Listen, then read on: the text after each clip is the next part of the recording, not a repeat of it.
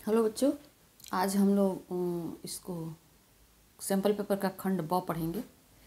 खंड ब में जो उस पेपर का भाग छूट गया था उसको पढ़ेंगे। तो उस खंड अ में हमने सब्जेक्टिव पढ़ा, ऑब्जेक्टिव क्वेश्चन पढ़ा और इसमें सब्जेक्टिव होगा। तो सब्जेक्टिव क्वेश्चन का जवाब किस तरह से देना है आपको ये सीखना है इस वीडियो। तो इसमें आएगा आपको 2 अपठित गद्यांश। अपठित गद्यांश इसमें 2 होगा, एक 8 नंबर का होगा और एक 12 नंबर का होगा, या दोनों 10-10 नंबर का ही हो सकता है। 10-10 नंबर का भी हो सकता है या 8 या 12 नंबर का। मतलब अपठित गद्यांश 2 होंगे। वैसे तो इसमें 4 होगा अथवा करके, लेकिन आपको 2 का आंसर देना है। तो उसको अच्छे से पढ़ लेना है और उसका आंसर इसी में से खोज के आपको देना है। तो अपठित गद्यांश लिखने का एक तरीका होता है कि पहले आप क्वेश्चन पढ़ ले 2-3 बार। जैसे इसमें क्वेश्चन है, उत्सव का उद्देश्य क्या है? मनुष्य आजीवन क्यों प्रयत्न करता रहता है? सुख और आनंद में क्या अंतर है? आवश्यकता की पूर्ति का सुख क्षणिक क्यों होता है? प्रस्तुत गद्यांश का एक उचित शीर्षक दे। इसको 1-2 बार पढ़ लेंगे तो आपको जब ये गद्यांश को पढ़ेंगे तो आपको आंसर उसमें मिलता ही जाएगा और आप उसको अपने पेपर पे अंडरलाइन करते चलेंगे तो आपको आसानी होगी। ठीक है, तो हम लोग शुरू करते हैं। मनुष्य उत्सव प्रिय होते हैं। मनुष्य जो होते हैं वो उत्सव प्रिय होते हैं। उत्सवों का एकमात्र उद्देश्य आनंद की प्राप्ति है। यह तो सब जानते हैं कि मनुष्य अपनी आवश्यकताओं की पूर्ति के लिए आजीवन प्रयत्न करता रहता है। आवश्यकता की पूर्ति होने पर सबको सुख होता है, पर उस सुख और उत्सव के आनंद में बड़ा फर्क है। आवश्यकता अभाव सूचित करती है। उससे यह प्रकट होता है कि हम में किस बात की कमी है। मनुष्य जीवन ही ऐसा है, वह किसी भी अवस्था में यह अनुभव नहीं कर सकता कि उसके लिए अब कोई आवश्यकता नहीं रह गई है।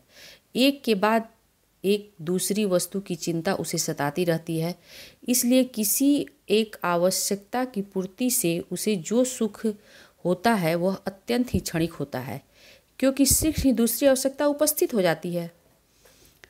उत्सव में हम किसी भी आवश्यकता का अनुभव नहीं करते। इतना ही नहीं, उस दिन हम अपने काम काज छोड़कर विशुद्ध आनंद की प्राप्ति करते हैं। यह आनंद जीवन का आनंद है, काम का नहीं। काम नहीं, यह आनंद जीवन का आनंद है, काम नहीं। जो हम उत्सव मनाते हैं वो काम नहीं होता है, वो आनंद मनाने का एक जरिया होता है। ठीक है, और इसका आप आंसर कैसे करेंगे? आंसर कैसे करेंगे तो इसको आप जैसे आपने पढ़ा है, उत्सव का उद्देश्य क्या होता है? उत्सव का उद्देश्य क्या होता है? तो आपके पहले ही लाइन में आंसर मिल जाएगा कि उत्सव आनंद की प्राप्ति के लिए लोग मनाते हैं। उत्सव का उद्देश्य आनंद की प्राप्ति है, आवश्यकता की पूर्ति नहीं, आनंद की प्राप्ति। तो उसको आप आंसर पहला आंसर देंगे और लिखेंगे कि उत्सव का उद्देश्य आनंद की प्राप्ति है। उसे उत्सव मना के लोग आनंद को प्राप्त करते हैं। मनुष्य आजीवन प्रयत्न क्यों करता रहता है? तो अपनी आवश्यकताओं की पूर्ति के लिए मनुष्य आजीवन प्रयत्न करते रहता है। यहाँ पे है ना। फिर है, सुख और आनंद में क्या अंतर है? सुख और आनंद में क्या अंतर है? तो पहला है, सुख जो होता है वो क्षणिक होता है। आवश्यकता की पूर्ति होती है तो हमें सुख मिलता है और वो क्षणिक होता है, जबकि आनंद जो होता है वो अस्थायी होता है। और आनंद किस चीज़ से प्राप्त होता है? उत्सव से प्राप्त होता है। दोनों में अंतर हो गया।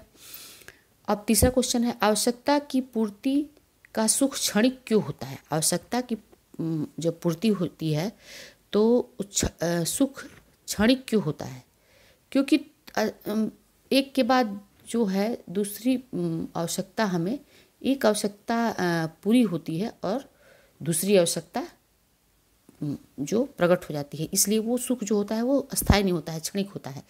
एक हमारी इच्छा पूरी होती है और तो हमें सुख मिलता है और फिर उसी समय दूसरी इच्छा, एक बाइक खरीद लिया तो बाइक से जो हमें सुख मिलता है, तुरंत दिमाग में आता है कि हमारे पास 4 पहिया वाहन होता है, तो इस तरह इच्छाएं बढ़ती, चारपहिया वाहन ले लिए तो सोचते हैं कि घर होता है, घर ले लिए तो एक और घर बना लेते। इस तरह से इच्छाएं मनुष्य की बढ़ती जाती हैं और वो कभी भी आनंद की प्राप्ति नहीं करता है। सुख भले ही उसको क्षणिक सुख मिल जाता है। तो लेखक ने यही कहा है कि आवश्यकता की पूर्ति होने पर क्षणिक सुख होता है, क्योंकि उसी समय दूसरी आवश्यकता प्रकट हो जाती है। तो इसका शीर्षक आप क्या देंगे? ये जो आप गद्यांश आपने पढ़ा उसका शीर्षक आप क्या देंगे? शीर्षक आप दे सकते हैं उत्सव का आनंद, ये भी देख सकते हैं, उत्सव का आनंद ये भी देख सकते हैं, और ये भी देख सकते हैं सुख और आनंद। अपने मन से कोई भी, लेकिन शीर्षक जो है वो छोटा होना चाहिए, ये ध्यान देना है। उस अ को बनाइए या नहीं तो ब को बनाइए। इसमें दो खंडवा में दो अपठित गद्यांश हो गए, जिसमें आप अ को बनाइए या ब को बनाइए। तो हम लोग ने अ को बना लिया है। अब हम लोग दूसरे, ये ब है, इसको भी आप लोग उसी तरह से बना सकते हैं वीडियो रोक के। और अब दूसरा जो क्वेश्चन नंबर है, दूसरा क्वेश्चन है, इसको आप कैसे बनेंगे? तो इसको वही तरीका है कि पहले क्वेश्चन पढ़ ले 2 बार 3 बार, उसके बाद इसको करेंगे तो आपको एकदम सही समझ में आएगा। तो इसको एक बार पढ़े हम लोग। महात्मा गांधी ने बुनियादी शिक्षा का आंदोलन शुरू किया था। उन्होंने राष्ट्र के लिए कई प्रकार के प्रारंभिक शिक्षा का प्रस्ताव रखा था, जिसका केंद्र शारीरिक श्रम और उत्पादन कार्य था, और जिसकी सामुदायिक जीवन में घनिष्ठ संबंध था।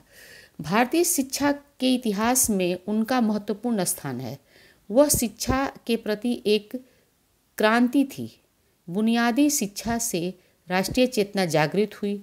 हो सकता है कि उसके प्राथमिक अवस्था में शिक्षा के रूप में कोई अमूल परिवर्तन न आया हो, परंतु इतना अवश्य है कि एक अधिक बड़े क्षेत्र में शिक्षा संबंधी विचार और व्यवहार पर गहरी छाप पड़ी।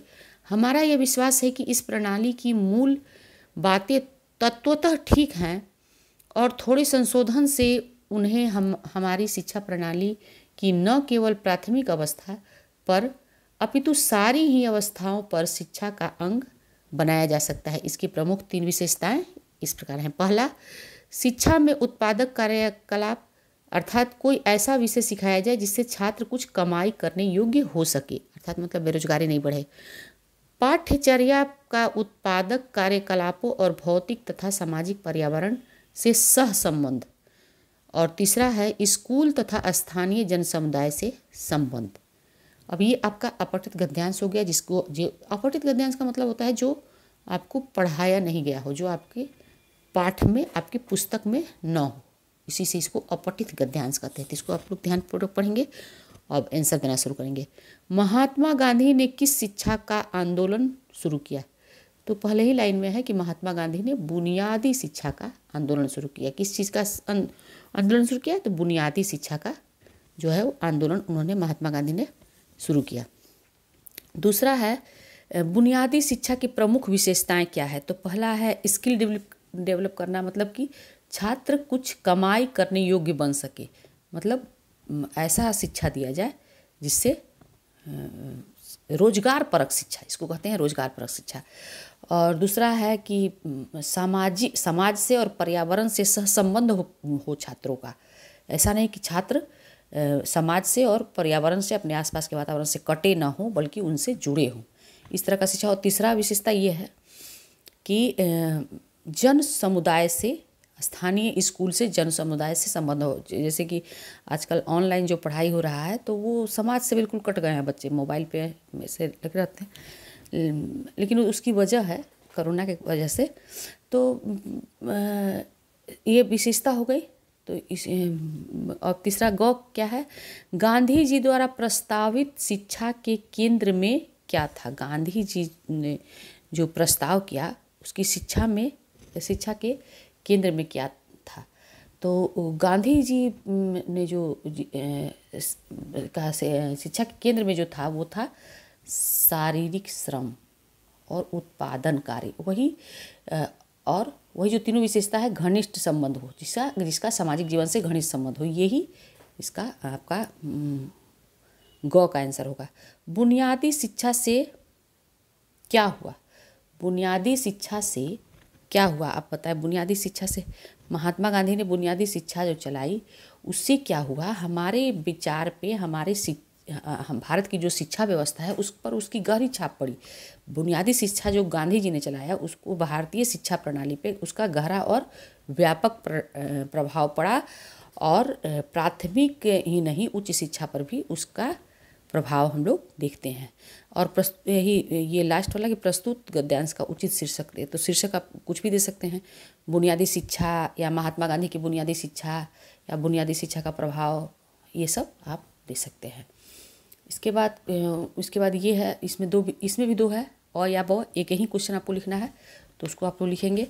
फिर है विद्यालय शुल्क माफ़ करने के लिए अपने प्रधानाध्यापक के पास पत्र लिखे। शुल्क समझ रहे हैं ना, शुल्क किसको कहते हैं? शुल्क कहते हैं फीस को। शुल्क मुक्ति या शुल्क माफ़ करने के लिए आप प्रधानाध्यापक के पास पत्र लिखे, तो मैंने पत्र लिखना बताया था। और ये संवाद है कोविड-19 जो कोरोना महामारी है उस पर दो छात्रों के बीच संवाद लिखना है, तो उसको आप लोग लिखेंगे। फिर देखिए अब आपका ये 10 नंबर का सबसे बड़ा क्वेश्चन है निबंध लिखने का। तो निबंध देखिए, आपको निबंध जो देगा वो 4 निबंध होगा, इंटरनेट पे, नारी शिक्षा पे, वृक्षारोपण पे या विद्यालय में पहला दिन, ये ऐसे 4 निबंध करके आपको होगा। इसमें केवल एक निबंध पे आपको लिखना है, दिए गए संकेत चिन्हों के आधार पर किसी एक पर निबंध लिखना है। आपको ध्यान देखना है, सब पे नहीं लिख देना है, एक पे निबंध लिखना है। तो पहला है इंटरनेट, तो इंटरप्रेट जिस पे आपको ज़्यादा जानकारी हो, वृक्षारोपण पे लिख सकते हैं। या एक तरह का पैटर्न रहा है बिहार बोर्ड का कि एक त्यौहार पे आता है, तो मैंने कहा भी था पहले कि त्यौहार पे निबंध लिखना थोड़ा आसान होता है बच्चों के लिए। तो इंटरनेट है या नारी शिक्षा है, तो नारी शिक्षा में आएगा आपका पहला पॉइंट भूमिका। भूमिका में आप क्या लिखेंगे? नारी शिक्षा का क्या मतलब होता है, नारी शिक्षा मतलब क्या, नारी मतलब क्या और शिक्षा मतलब क्या, नारी और शिक्षा को जोड़ के, तो नारी की शिक्षा क्यों जरूरी है, इसको आपको लिखना होगा। फिर भारत में नारी की स्थिति क्या है। भारत में नारियों को पहले ही पूजा जाता है, लेकिन उनकी स्थिति बड़ी दयनीय है, उनको पीटा जाता है, मारा जाता है, दारू शराब पी के, या आज भी लोग बेटियों को नहीं चाहते हैं, बेटे को ही तवज्जो देते हैं। तो इस तरह की बातें आपको इस पॉइंट में लिखना है कि क्या स्थिति है भारत में नारी की। ऐसे तो कई देवियां हैं भारत में, स्त्री रूप में पूजा की जाती है, लक्ष्मी कहा जाता है, लेकिन उनको पैसा खर्च करने का अधिकार नहीं होता है। उनको किचन का, रसोई घर की अन्नपूर्णा कहा जाता है, लेकिन वो बिना पति को और बच्चे को खिलाए बिना कभी भी उनको अन्न नसीब नहीं होता है। उनके नाम से प्रॉपर्टी होता है, लेकिन उनके हाथ में पैसे कभी नहीं होते हैं। तो ये एक दोहरी मानसिकता जो है भारतीय नारी के प्रति, ये बताना, इसलिए उन्हें शिक्षित होना जरूरी है। भारत द्वारा उठाए जा रहे कदम कन्या, बेबी गर्ल चाइल्ड या लड़कियों के विकास के लिए, पढ़ाई के लिए बहुत सारे उपाय हो रहे हैं भारत में, उन सबको आपको इस पॉइंट में बताना है। आपको पॉइंट लिख देना है, बाकायदे पॉइंट लिख के तब इसमें इसको डील करना है। और उपसंहार में निष्कर्ष निकालना है कि भारत में क्या भविष्य है लड़कियों की, ये सब आपको बताना है। लड़कियां किस तरह से बढ़ रही हैं आगे, हर क्षेत्र में, सेना में, पढ़ाई में, लिखाई में, हर जगह लड़कियां टॉप कर रही हैं। तो इस बात को आपको इस उपसंहार में, निष्कर्ष में बताना है। अब क्वेश्चन आंसर पे आपको आना है कि क्वेश्चन आंसर जो है आपका 10 नंबर का होगा। और इन क्वेश्चन में आपको 5 ही क्वेश्चन का आंसर देना होगा, जबकि ज़्यादा क्वेश्चन है, 1 2 3 5 5 10 क्वेश्चन है, 10 क्वेश्चन है आपको, लेकिन केवल इसमें 5 ही क्वेश्चन का आंसर आपको देना है।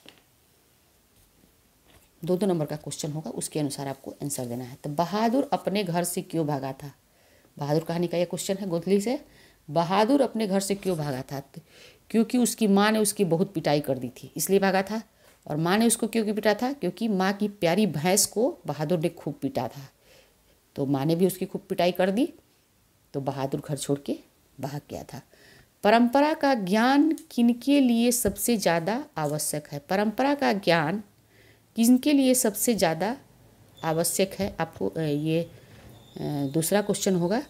तो जो साहित्य में युग परिवर्तन चाहते हैं, जो साहित्य में युग परिवर्तन चाहते हैं, उनके लिए परंपरा का ज्ञान अति आवश्यक है। उनके लिए परंपरा का ज्ञान अति आवश्यक है, क्योंकि वे साहित्य में रूढ़ियों को तोड़कर क्रांतिकारी रचना कर सकते हैं, और वैसे लोग ही साहित्य के साथ साथ समाज को भी बदल सकते हैं। इसलिए साहित्य, उन्हीं को परंपरा का ज्ञान जरूरी है, आवश्यक है।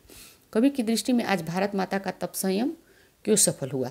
तो कवि की दृष्टि में भारत माता का तप संयम इसलिए ऐसे सफल हुआ कि वो अपना अहिंसा रूपी स्तनपान करा के अहिंसा रूपी दूध पिला के उनको अपने बच्चों को, भारतीयों को, भारतीय जन को अंधकार से, भय से मुक्त कर रही हैं। भारत माता जो कर रही हैं वो अहिंसा रूपी दूध पिला के अपने भारतवासियों को, अपने बच्चों को भ्रम से, भय से और भय से उनको दूर कर रही हैं। आगे क्वेश्चन है, कवि को वृक्ष बूढ़ा चौकीदार क्यों लगता है? तो बूढ़ा चौकीदार इसलिए लगता है क्योंकि गर्मी, जाड़ा, बरसात, बसंत हमेशा वो दरवाजे पे एक चौकीदार की तरह अपनी ड्यूटी को निभाता है। और बूढ़ा इसलिए है क्योंकि वृक्ष जो था वो बहुत पुराना हो चुका था, इसलिए कवि ने उसे बूढ़ा चौकीदार कहा है। ठीक है, समझ में आ रहा है ना? अब अंग वाला क्वेश्चन है, गांधी जी अच्छी शिक्षा किसे मानते थे? तो गांधी जी अच्छी शिक्षा किसे? अहिंसक प्रतिरोध को। गांधी जी अहिंसक प्रतिरोध को, जब आप वो गांधी जी की शिक्षा संस्कृति पाठ पढ़ेंगे तो पहला ही लाइन है कि गांधी जी अहिंसक प्रतिरोध को अच्छी शिक्षा, सबसे बढ़िया शिक्षा मानते थे। तो अच्छी शिक्षा किसे मानते थे? अहिंसक प्रतिरोध को। लक्ष्मी कौन थी? लक्ष्मी उड़ीसा के एक गांव की महिला थी। ढहते विश्वास की ये नायिका है। लक्ष्मी उड़ीसा के एक गांव की रहने वाली थी, जिसका पति लक्ष्मण कलकत्ता में काम करता था और उसका घर जो था वो देवी नदी के बांध के नीचे था, लक्ष्मी का घर। बहू ने सास को मनाने के लिए कौन सा तरीका अपनाया? ये मगम्मा का क्वेश्चन है। तो बहू ने सास को मनाने के लिए, जब बहू जान गई कि मेरी सास के पास बहुत सारा पैसा है, तो उसने अपनी वो पैसा रंगप्पा को न दे दे, इसके लिए जब वो जान गई कि शायद वो रंगप्पा को दे देगी, तब बहू ने क्या किया कि अपने बेटे को भेजा और बेटे को हथियार बनाया और अपनी सास को मनाया और उसका जो दही बेचने का व्यापार था वो भी उसने हथिया लिया। मनुष्य की छाया कहाँ और क्यों पड़ी हुई थी? तो ये क्वेश्चन है अज्ञे जी का, ये उसका हिरोशिमा से। मनुष्य की छाया झुलसे हुए पत्थरों पर और टूटे हुए सड़कों पर पड़ी हुई थी। मनुष्य की छाया कहाँ पड़ी हुई थी? तो झुलसे पत्थरों पर और टूटे हुए सड़कों पे थी। क्यों पड़ी हुई थी? क्योंकि वहाँ पर एटम बम गिर के सब कुछ तहस नहस और बर्बाद हो चुका था, इसलिए मनुष्य की छाया वहाँ पर पड़ी हुई थी। बढ़ते नाखून द्वारा कीर्ति मनुष्य को क्या याद दिलाना चाहती है? तो बढ़ते नाखून हम कितना हो बार काटे लेकिन फिर भी वो बढ़ जाता है, क्योंकि प्रकृति यह याद दिलाना चाहती है कि मनुष्य जो था कभी वो पशु था। नाखून जो है वो पशुता का प्रतीक है, तो वो ये दिलाना चाहती है कि मनुष्य कभी पशु था और कभी भी उसकी पाश्विक प्रवृत्ति जग सकती है। कोई भी मनुष्य कभी भी पशु बन सकता है। रंगप्पा कौन था? तो रंगप्पा जुआड़ी था। ये मगम्मा कहानी का है, दही वाली मगम्मा। तो रंगप्पा मगम्मा के गांव का एक जुआड़ी था जो मगम्मा का पैसा ले लेना चाहता था, ऐंठ लेना चाहता था, धोखे से उससे छीन लेना चाहता था। तो इस तरह ये 10 क्वेश्चन मैंने बताया, लेकिन आपको आंसर जो देना है वो ये जो आपका जो दिया रहेगा इसको बहुत अच्छे से पढ़ लीजिएगा लोग। कोई भी निर्देश को अच्छे से पढ़ना है। फिर अब ये 6वां क्वेश्चन है, बचाना है जंगल को मरुस्थल हो जाने से, बचाना है मनुष्य को जंगल हो जाने से। तो ये जो इसका व्याख्या करना है, तो पहले आप वो करेंगे। पहले आप बताएंगे कि किस पार्ट से है, किस वो से है, तो उसी के अनुसार आपको उसी के अनुसार ये कविता जो है किस लेसन से, आप जरा बताइए। बचाना है मरुस्थल हो जाने से और बचाना है जंगल हो जाने से। मैं 1 मिनट देख के बताती हूँ आपको।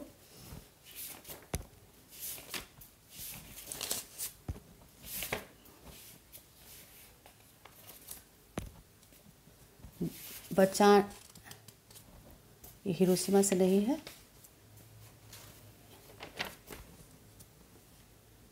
हाँ, ये कविता है एक वृक्ष की हत्या से, और इसके कवि जो हैं कुंवर नारायण हैं। तो ऐसे आपको लिखना होगा कि प्रस्तुत कविता या प्रस्तुत जो पंक्तियां हैं वो हमारे पाठ्य पुस्तक गोधली के एक वृक्ष की हत्या से लिया गया है, जिसके लेखक हैं कुंवर नारायण। फिर उसके बाद पैराग्राफ चेंज करेंगे, उसके बाद लिखेंगे कि हमें जंगल को मरुस्थल हो जाने से बचाना है। मरुस्थल क्यों बनता है? जब पेड़ काटे जाते हैं तो सारे पेड़ काट दिए जाएंगे तो वहाँ की मिट्टी जो है वो बालू हो जाएगी, मरुस्थल बन जाएगी, तो फिर वृक्ष वहाँ पर उगेंगे ही नहीं। तो वहीं पे यहाँ पर लेखक ने कहा है कि हमें बचाना है जंगल को मरुस्थल हो जाने से, बचाना है मनुष्य को जंगल हो जाने से। अगर सारा मरुस्थल हो जाए, कोई फसल नहीं उगे, तो मनुष्य का वो खाएगा कहाँ से? वो जंगली हो जाएगा, वो पशु के समान हो जाएगा। ऐसा लेखक ने अपनी पंक्तियों में कहा है इसमें। और फिर नीचे विशेष में हम लिख देंगे कि इसमें पर्यावरण के महत्व को लेखक ने दर्शाया है कि पर्यावरण है तभी मनुष्य जीवित रह सकता है, पर्यावरण के बिना मनुष्य का कोई अस्तित्व ही नहीं रहेगा। यहाँ पर पर्यावरण के महत्व को बताया गया है। और इसमें अथवा में भी दिया है, तो वो भी हम बता दें। उसकी हंसी बड़ी कोमल और मीठी थी, जैसे फूल की पंखुड़ियाँ बिखर गई हों। यहाँ पर लेखक ने बहादुर कहानी से कहा है। इस क्वेश्चन में तो आपको दे भी दिया है बहादुर कहानी, हो सकता है कभी नहीं भी दे कि किस, तो आपको बताना होगा कि प्रस्तुत पंक्तियाँ हमारे पाठ्यपुस्तक गोधली के बहादुर कहानी से ली गई है, ऐसा आपको लिखना होगा। और बहादुर के जो लेखक हैं उनका नाम भी आपको देना होगा कि बहादुर क्या है? वो कहानी है, बहादुर कहानी है ना। और उसके लेखक हैं अमरकांत। अमरकांत जी ने यहाँ पर बहादुर के प्राकृतिक सौंदर्य और निश्चल हंसी की तारीफ की है। और लेखक ने ये भी बताना चाहा है कि उसकी जो हंसी थी वो बहुत ही मीठी थी, किसी को भी मोह सकती थी, किसी को भी खुश कर सकती थी। और कैसे थी? फूल की पंखुड़ियों के समान उसकी हंसी बिखर जाती थी। जैसे फूल टूट जाते हैं तो उसके छोटे छोटे जो पत्ते हैं, पंखुड़ियाँ जो है बिखर जाते हैं, उसी तरह से ये बिखरते। इसको आप लोग अच्छे से पढ़िए। और अब समय नहीं है। ये जो व्याख्या होगा आपका 5 नंबर का होगा, 2 व्याख्या होगा, जिसमें से एक आपको करना होगा। निर्देश पढ़ के ही उत्तर देना है, आराम से देना है और मन लगा के एकदम जम के पढ़िए और खूब अच्छे से लिखिए।